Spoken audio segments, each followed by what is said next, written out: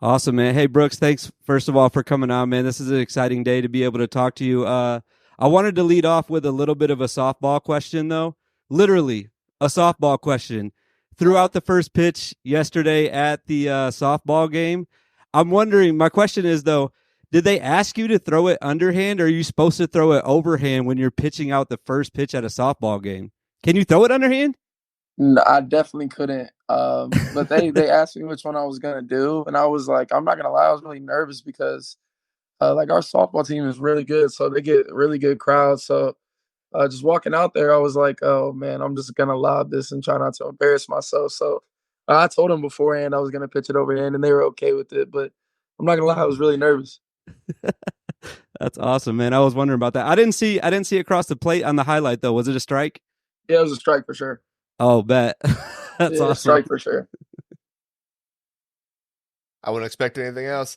Brooks, man, great season for Northwestern this year. Back-to-back NCAA tournament appearances. You took down Dusty May. Welcomed him to Big Ten, I'm sure, with showing him what's up there. Appreciate you doing that. I'm a Buckeye fan, so I need him to know what the Big Ten's about when he's coming in there. But, I mean, just tell us, man, the past two seasons, going to the NCAA tournament, I mean, this is some of the best basketball Northwestern has seen. I mean, I don't know how long, but I mean, what's it been like on campus playing for the team? You giving a lot of love from the students. Just what's it like? What you experiencing, man? Yeah, I think it's been special because like kind of like you said before coming here, we've only been to the tournament once. So just to get back, their back-to-back seasons has kind of meant everything to our program. And yeah, like you said, there's a lot of love going around, and it's kind of cool just because like besides us, like there's a lot of sports having a lot of success here, and I think a lot of people wouldn't really picture that for like the only private school in the Big Ten, and a lot of like there's some like characteristics about our school that wouldn't scream at you athletic success, but really right now it's kind of like the prime of our sports era because I mean, you'll go somewhere on a Tuesday, got like a team that's compete for a national championship and various sports, and then like kids will come to our games on the weekends and stuff, and we're winning games, getting to the tournament, and in basketball realm, football had a good season, so nah, it's been really cool to just see the success, from our program, just kind of get out around the campus and just to see the support's been, it's awesome. Like it's kind of hard to even put into words, but no, it's been a really good experience. Do you think that because of what's happened the last 2 years, though, now, do you think the expectation is there for you guys to just keep doing that, even though it's been, it hasn't been something that's been consistent at Northwestern until now?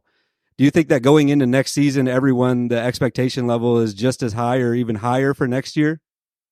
Yeah, to us it is. We uh like you kind of see it with the school we go to. A lot of times when you get into like the preseason rankings or you get into like the preseason like kind of like guesstimates of what everybody's going to be like, we know that a lot of times we're not going to be picked to finish very high, year in and year out, but around for us like that is our expectation every year to try to get back to the tournament, and we want to make it to the second weekend because now this is 2 years in a row losing in the round of 32, and just that journey, like you get hooked on that journey. So just to like even when our season ended, everybody was kind of didn't know what to do with themselves, and instantly started thinking about next year. But yeah, for us and in house in our program, our expectation will definitely be to get there and make it even farther next year. Brooks, man, dude, nobody has beaten Purdue like you guys have beaten Purdue. Purdue is obviously, I mean, the best team in the Big Ten these past 2 years, but you guys took them down last year once, took them down this year once, and then took it right to them at Mackey this year as well. I mean, obviously, that's a lot due to you guys' offense and Chris Collins, but you guys were playing stellar defense in those games as well. I mean, what is it with the locker room when you guys are playing Purdue? Like, you guys give them the toughest matchup of anybody in the Big Ten. Like, is it a mentality thing? Is it something Chris Collins says before the games? I mean, what is it for you guys that just like inspires you to play your best basketball games against them? I think it's just I think one thing that our group is really good at doing is just kind of stepping up to the task at hand. And I mean, for us, like we get really excited to play a team like Purdue and a team like Illinois and the teams like that, just because like, those are two of the like, better teams in the country. And like it's really just a great opportunity. We always see games like that as just a really good opportunity to go kind of show people what we're made of. And we know going into those games that nobody's really giving us a chance. So I think that kind of really gives us a little edge to us just because, we really don't have anything to lose going into those games. So I think our coaches do a really good job prepping us for those games. And at the end of the day, our program, like if I had to give us one characteristic, it's that we compete. And I think that's just really all that comes from just us trying to compete and go out there and show people that we have a really good ball program ourselves. Yeah. Our next segment, after we do this interview, we're getting ready to talk about the national championship game, obviously, because it's tomorrow. And, I want to talk about Northwestern a lot, but we can sit here and discuss everything that we want to discuss with stats and analytics and everything, but you have competed against both of these teams now. So who better to ask about what you think about tomorrow night's game? I'm not going to make you make a prediction, but I will ask this. A lot of fans in the conference don't want to see Purdue win based on what I see on Twitter. Is there any conference pride between the players? Like, hey, these guys are from the same conference as us, or is it the same as the fans? You're like, I don't want to see them win because we play them all the time. I know these guys. Yeah, I think for me personally, like if Purdue won, I think it would be really good for the conference. I think that for players, it's a little different because you compete against these guys, like throughout the whole year, and then to see them kind of make it that far, it would kind of suck to see them not really get over the hump. But on the contrary, I played against UConn as well. And, I just have so much respect for Hurley, and the words that Hurley kind of had for, our team after the game were really kind, just kind of knowing that we've kind of been through a lot of adversity, and for us to, I think we're the only team to win a half against them all year, all tournament. We won the second half after getting demolished the first half, honestly. But like just to kind of go against both teams and kind of now seeing them kind of, meet at the apex is really kind of a cool experience because, we competed against both teams and, had some success against Purdue. Didn't really have a lot of success against UConn, but really, I think that it's whoever wins tomorrow or whatever. I think that it's going to be good for the game regardless. But there's definitely a sense that you kind of want to see the in-conference teams win, just because then we would have a Big Ten champion, and I think going into next year that kind of puts a little confidence under the whole like the whole Big Ten kind of just landscape. I know we got some new teams coming, but to say that the last year's champion was a Big Ten affiliate would be really cool. But I think either way, they're both such good teams. They're both very different. So it's going to be really cool to see that game tomorrow.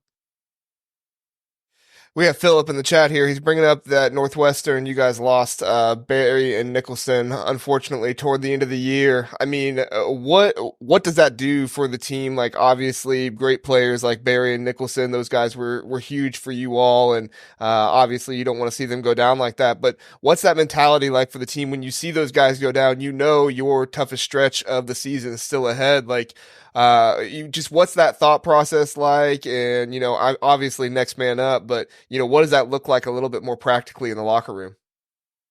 Yeah, I think really kind of like what you said, a big like kind of motto for us is just kind of like next man up. And I think what Ty and Matt did such a good job of doing is when they got hurt, they just stayed super involved. Like for instance, we had a kid named Blake Smith really step up, walk on when Ty went out, and Ty was the meat like I would love to say like all the guys on the court were giving Blake a lot of confidence, but the person who really gave Blake a lot of confidence was Ty. Going to him and be like, look, like like you're made for this moment, like you've always wanted this moment, so now you have to seize it, and you're good enough to seize it. So just those guys just kind of being really great locker room guys once they went down was a big reason why that we still kind of had some success after they went out, just because they gave everybody confidence. And a lot of people kind of looked at us like we had no hope after those two guys went down, minus two starters. So it kind of just gave everybody else a little spark to go out there and get it done. I've been on record multiple times on this podcast, on other podcasts. You can pull the tapes. I have said for 2 years straight now that Coach Collins is the best coach in the conference. He's one of the top 5 coaches in the country. I think I finally have somebody on the show with me that will back me on this. What is it about Coach Collins? What does he do specifically that gets you guys going so well each game? Yeah, I think he just kind of embodies the spirit that all the players have. Like just being super competitive, knowing that like the reason why I feel like we've had some success this last few years is because the coaches and players' mentalities and like their like what they want to happen, it really like kind of aligns. Like so for us, like we're trying to get this program on the map, and so does he. So once he got the right guys in the group that would really go out there and kind of play like that and embody that, he was really able to be his whole self. And by that I mean coaching is very hard. Giving us freedom in terms of like being ourselves on offense because he finally had the group that he can really trust. To do that. So I think it's just really, he aligns with us. Like we're all super competitive, and at the end of the day, like a couple years ago, I think of people were, kind of questioning, whether like he should be the coach here, and we're so glad that we debunked that, rumor, and to know that this is his program, and without him, we wouldn't be anything. So, no, it's really cool to just see these last 2 years and how our relationships have really kind of translated to the court. Now, Brooks, man, one thing that we know in the Big Ten that we take our pride in is our home court arenas and just how special they are. I'm on record saying I think Northwestern is one of the most intimidating arenas in college basketball, even though it's not one of the biggest. Man, I see your fans go crazy there, and I need to experience one of those games here soon. But obviously, you've been all around the Big Ten, been in there for 3 years now. I'm not asking you to give me the most hype or the most crazy one, but like, what are some ones or maybe some experiences in some Big Ten arenas that you can highlight as like, yeah, this place was shaking and it was pretty loud? Yeah, no, I think Purdue always is gonna stand out, especially with like kind of like the way their arena kind of goes down into the ground and there's like a ping when any noise is made. So like just the sound just always echoes and it's so loud there. But I think like this year at Purdue was really cool just because it was a really good high level game and it was super loud and that was a just a really good battle. But then like I'm trying to think of other ones like Michigan State was always you're always going to get a lot of really good games there. But no, like really, but one that really stayed and honestly I think Welsh Ryan is easily top five. And a lot of people wouldn't say that just because maybe the size and maybe the history behind it. But our students like we can only probably fit about probably like I think maybe a little under 2,000 in there, but when they're in there, like they're going crazy. So because the gym only seats about 8K itself. But I really also do really like Rutgers Arena, the rack. Mm-hmm. Just and it's a really underrated one too, for sure. Just because like it's kind of like a high school gym, and I'm from Indiana, so I love high school gyms. And kind of how the way they're like kind of formatted. But no, Rutgers is a really cool game too. This year we lost there, and it was a mess. But last year was a really special game for our program because I know you guys probably remember going in. If we lost, we were the 9 seed. If we win, we we're the 2 seed. So to be able to go there and win on the road and just that experience doing it in the rack was like a super super special moment for our program. So those arenas really stick out to me for sure. That's awesome. Let me ask a follow up really fast to that. Yeah, Ken. go ahead. So you had one of your best games of the season at Nebraska this year, and that was one thing we talked about a ton. That's was another Nebraska one too. as well. Is that another one that just like shook? Yeah, I just completely forgot about Nebraska. No, when Tominaga hit the three to kind of kind of seal that game there, I don't like you could feel the floor shake. So like Oh that, no, Nebraska's really cool too because Nebraska. The thing I love about their fans is like even 2 years ago when I was a freshman and I didn't really play, like and they weren't very good either. When we went there, we weren't a great team and they weren't either. But that crowd was sold out, and it's just a testament. And I think it was in the middle of the week, so it's just a testament of like their fans are so loyal through thick and thin. So Nebraska is definitely another arena that I absolutely love. I mentioned at the top of the show that you just made your announcement that you are coming back next year to Northwestern. At this point in time, seeing an announcement like that on Twitter is the anomaly, not the norm anymore. How enticing was it, or how much did you even think about entering the transfer portal? And was there any factors that would have made you leave Northwestern, and why did you come back? Yeah, no, not at all. Like I've always, like when I committed here, I knew I was going to graduate here. So I really it really like it honestly wasn't an announcement I was coming back. It's really just like I usually always make a post on Twitter after the season. I did one last year too, but just kind of to thank the fans and like just to kind of like reflect on the year. So it's kind of funny.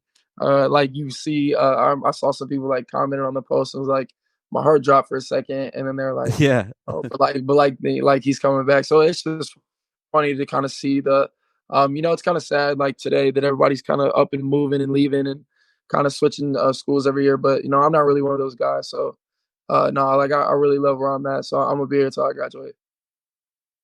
Question kind of going along with that. Ryan Legboard came in this season from Princeton, I believe, if I remember correctly. And obviously, he was a big part of the team as well. How is that like acclimating transfers into the team now and like trying to bring them in? And I mean, I would feel, I played on sports all my life. I played NAIA in college, and I could never imagine like just like up and moving to a school one year or like having guys come in for a year, maybe leaving the next or something like that. Like, how is that acclimating those guys in and playing together when you need so much cohesion and so much chemistry on the court together to play well?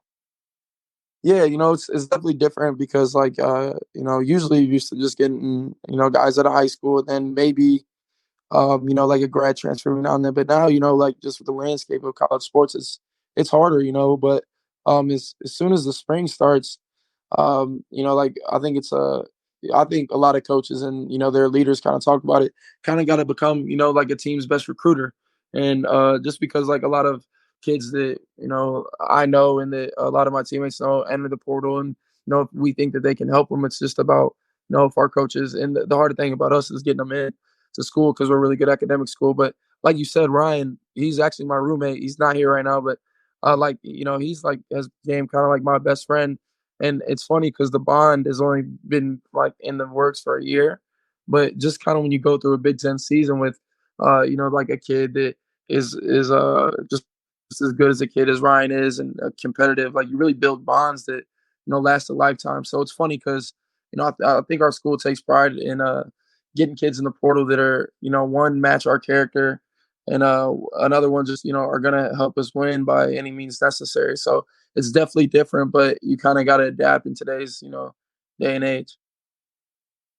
I only have one more question, but I'm going to put two in one because I said I'd get you out of here in 20 minutes. The first one anytime I talk to a player, I ask my kids if they have any questions, and my 9-year-old daughter Vera, I'll give her a shout out. She plays basketball, and every year she plays, they get to pick their mascot. So she was wondering if you would change Northwestern's mascot from the Wildcats, what would you choose? And then my follow-up last question, this one's just for me while you think about that. We've debated on this very show before Chicago's best pizza. You're so close to Chicago, I don't know how much you get down into the city, but give us your best pizza place too before we let you go. And then I'll let JR, you can finish it up. Yeah, I can't lie. Those are two tough questions, kid. Those are tough ones. I told you I wasn't going to catch you off guard, and then I gave you the off guard ones at the end. I'm sorry about that. No, it's all good. The mascot ones, that one's hard. I'm not going to lie because there's a lot of really cool mascots. I don't know, to be honest. I think it's funny. I guess it's kind of a generic answer, but in my high school was the Broncos, but it was funny because we spelled it, which is so weird to me. We spelled it with a CH instead of just a C. Oh. So it was really pronounced. It was pronounced Broncos, but if you really look at it, it's like Bronchos.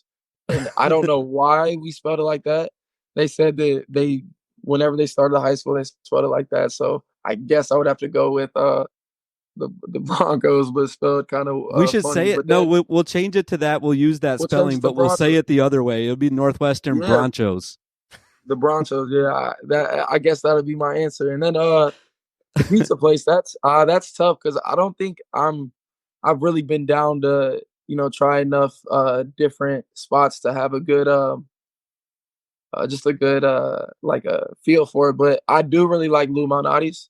Yes. So and it's close. So I really do like the stuff they got there. So I guess those would be my two answers.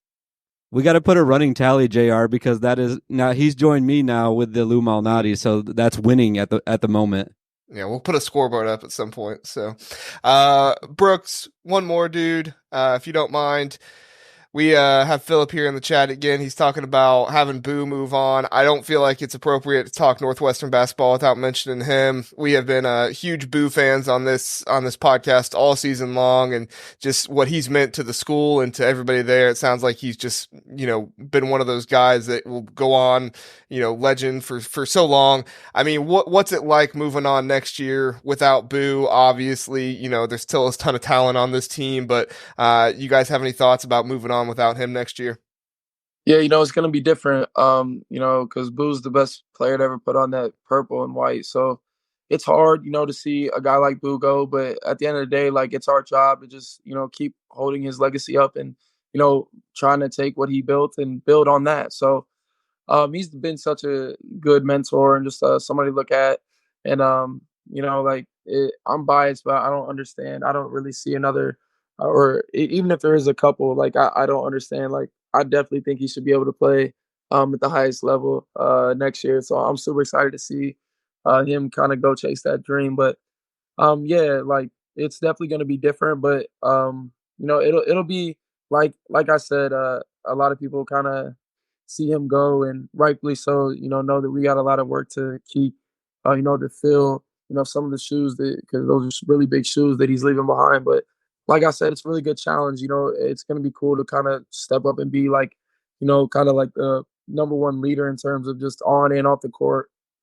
So I'm really excited for it. It'll be a really good challenge, and I think a lot of kids on our team will be able to grow since they've seen Boo's trajectory. Now that he's leaving, we can try to pick up a couple of buckets and just try to kind of fill the shoes that he's leaving behind. So but he's meant everything to our program, and I'm super glad we sent him out the right way. Getting to the tournament and getting to round 32. Hopefully, next year we all improve, get a couple additions and make it to the second weekend, if not further. Hey, I love it, Brooks. Hey, we're planning on seeing you in the NCAA tournament again next year, man. And like Yes, you sir. said, hopefully Sweet 16, Elite 8. Hey, just set your goals for the Final Four. We'll see you there. Yes, sir. Appreciate it, Good guys. luck, Thank man. you so Thanks for much. coming on. Yeah, of course.